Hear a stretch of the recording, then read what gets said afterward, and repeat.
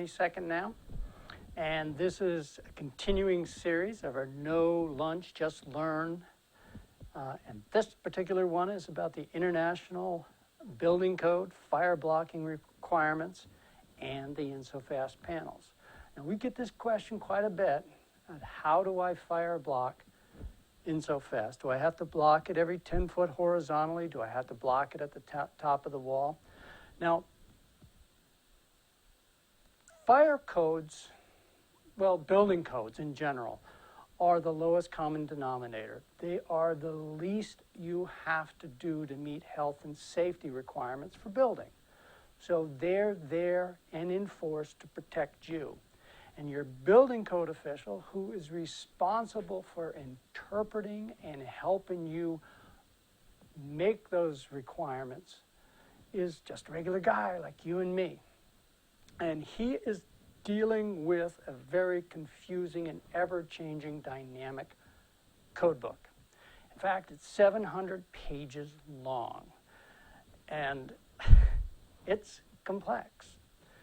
So it's left to interpretation of your building code official on how it best suits and protects you. So here he has a 700-page tome that he has to read and understand. I mean, it's great reading for insomniacs late at night. It'll put them right to sleep. But again, it is there to help you. Now, one of the things that my father taught me early on in my career was building code officials are never wrong. No, that's wrong. Building codes officials are not always right, but they are never wrong. So I got that a little confused already. Again, a lot of confusing things going on. So the one thing you don't want this building code official to do is throw a 700-page book at you, because that's going to hurt. So help him understand what InSoFast is and what fire blocking is. Now, fire blocking is a safety feature, and what that's supposed to do is keep fire from going from room to room, floor to floor. So we're blocking actually the hot gas and smoke from going from floor to floor. Fire blocking is kind of a bad term. It's fire slow downing, but I think fire blocking sounds better. Now, if you read the code and understand what its intent is, you'll see right here, fire blocking shall be provided in wood frame construction in the following locations. In wood frame constructions, that's the caveat. Wood frame is combustible construction. Fire blocking shall be provided to cut off both vertical and horizontal concealed draft openings to form an effective barrier between stories. Now, why? This is an airspace. Wood is combustible. Drywall is pretty much fireproof or fire resistant. So what they're afraid of is a fire burning behind the wall, spreading from room to room without you seeing it before the drywall collapses. So what they want to stop, and they want to contain it. So how do you do that? Now, in a wood frame structure, it is real important, and if you look right here at this, here's a 2x4 framing. Here's an airspace in between here. So you have 3.5 inches, 4.5 inches of a flue or a chimney, and the hot gas would go right up and into this floor area. So what they want you to do is fire block right along the top. Now, if you're going to do wood frame construction, I'll tell you what, this particular website, contractorkurt.com, copy it down. There'll be a link at the bottom of this email. But if you're going to do wood frame construction, it is written in plain English, and he has really nice pictures to show you where fire blocking should be. And here's a great example. So in a concealed space of a stud wall and partition vertically at the ceiling and floor levels. The ceiling is up here and also the floor. So it's a little bit of both. So here's that fiberglass going up. It hits that OSB, which is flammable, will burn, but it blocks the fire and the smoke from going from floor to floor. So that's the safety area, and that's what he's pointing out at the top of the wall. Now the frame wall goes in front of it. Now, this I think is really confusing. Horizontal at intervals not exceeding 10 feet. Now, what they want you to do is they want you to put a double stud right there, which will block the horizontal movement of the fire going through the wall this way. But if you put it vertically up and down, that's going to stop it from the floor to the ceiling. So the fire will hit this 2x4, take a while to burn before it'll continue on. How does InSoFast differ? And here's that section right in here again. That's a double stud, and then he screwed it together with a piece of OSB, and you can see the fiberglass and the airspace and all the hidden plenum back behind there. Now this is an InSoFast wall. InSoFast is a solid wall, a solid panel that doesn't have any voids or gaps in it. And that's really cloudy, so I'm not going to show that.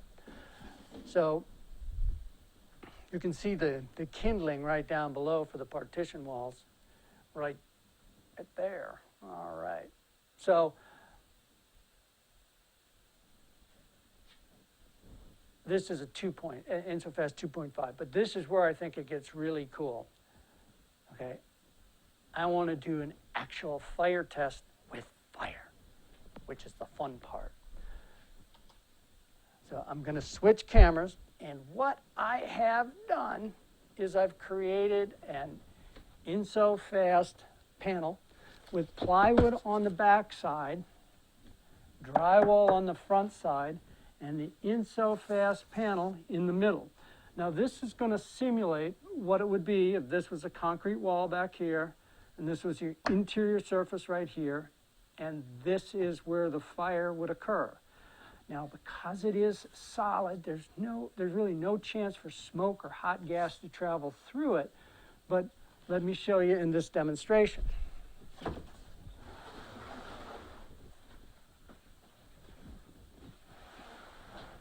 Because it's just really cool. So, take that right out to the end there. Oh, oh yeah. Whoa. Whoa. I get a little excited when I'm playing with fire. Now, I do not recommend you do this at home. This is not a test I want you to perform. Please don't. But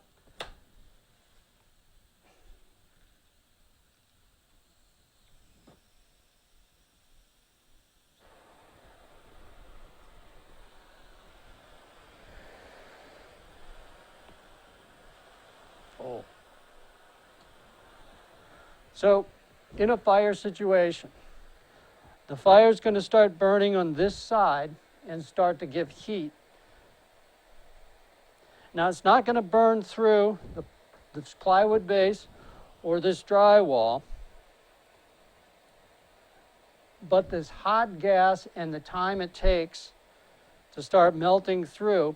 So what InSoFast has, it has a fire retardant in it that prevents it from actually catching fire. Now, foam being 98% air and 2% material will actually run away from heat. It'll start to shrink. The air the plastic will collapse, and the plenum will start to open up. So you can see how it will burn a hole into the panel, but it won't let the gas go through. So it's doing what it needs to do as far as in a fire blocking situation. Now, if your house is on fire, get out of there, call the fire department. It shouldn't be that way. But the InSoFast and expanded polystyrene is relatively safe when encapsulated in between a fireproof material like drywall and a concrete wall. So it is a solid wall that won't let hot gas go from floor to floor, 10 foot down the wall, 10 foot down the wall. It would take a long time for that hidden fire to burn. And a fire needs fuel, it needs air, and it needs heat. And when we encapsulate it into building materials like this, it has fuel if you could get heat and air back into there. So that's highly unlikely. It can happen. Always err on the safe side. So I got to move this out of the way because, oh yeah. Well, I should show you how that really kind of melted away, but it didn't collapse and it didn't lose its integrity.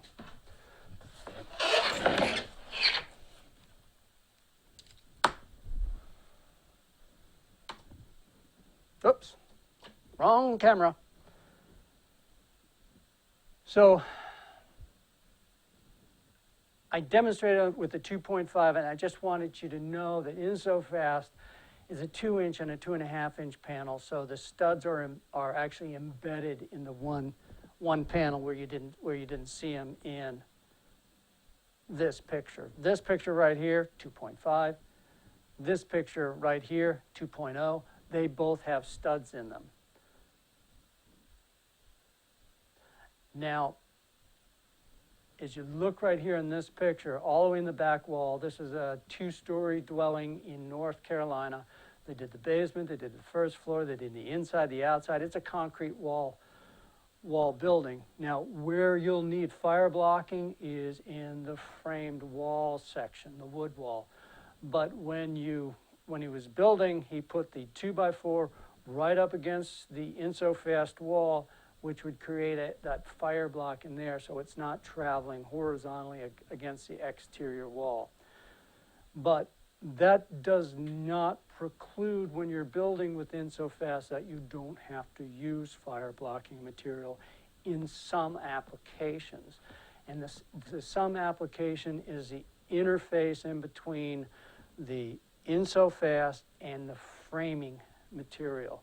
So, and here that it tells you what is considered fire blocking and how to use it.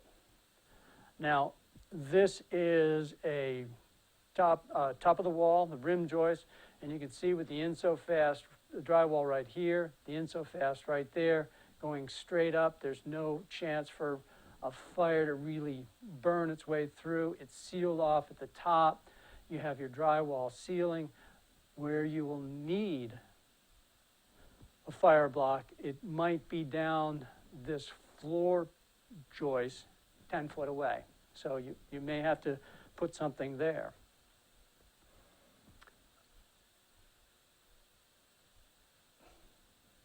Now here, and let me see if I can get the mouse to go.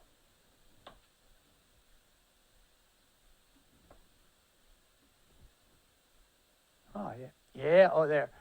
Now, you can see the InSoFast goes up 2, 4, 6, 8, and then there's a drain pipe. Now you see that drain pipe going all the way across, and it's uninsulated up here. This is where fire blocking would have to be installed. And in the next picture, you can see, again, to hide the wood frame, to hide the drainage pipe, this gentleman built a wood wall in front of it, and he has his water drainage pipe going through. He has a wall through here. He's going to put some more stuff in that wall because it's a nice big air gap. But this is what we're talking about. What would need to be fire block is from up here. You see the drain pipe goes, it turns this corner, goes all the way around, turns a corner again and goes up along the top. And that's more than 10 feet. Somewhere in this, just this area up in there, will need a fire block. Also, you can and should probably put blocking across the top of these panels, the in between these studs, to prevent fire from going up or down. So that's where you'd have to use fire blocking, not with the InSoFast, but with the interface with wood framing in InSoFast. Now, trust your building code official. He's there to help you. He's there to instruct you. He may not be familiar with InSoFast, and I hope this video tutorial will help. If it does not, have the building code official give us a call and we'll explain the system to him. But a building code official is the final word in your township. He's the guy responsible to keep you safe. Thanks for watching. If you have any more questions, please give us a call.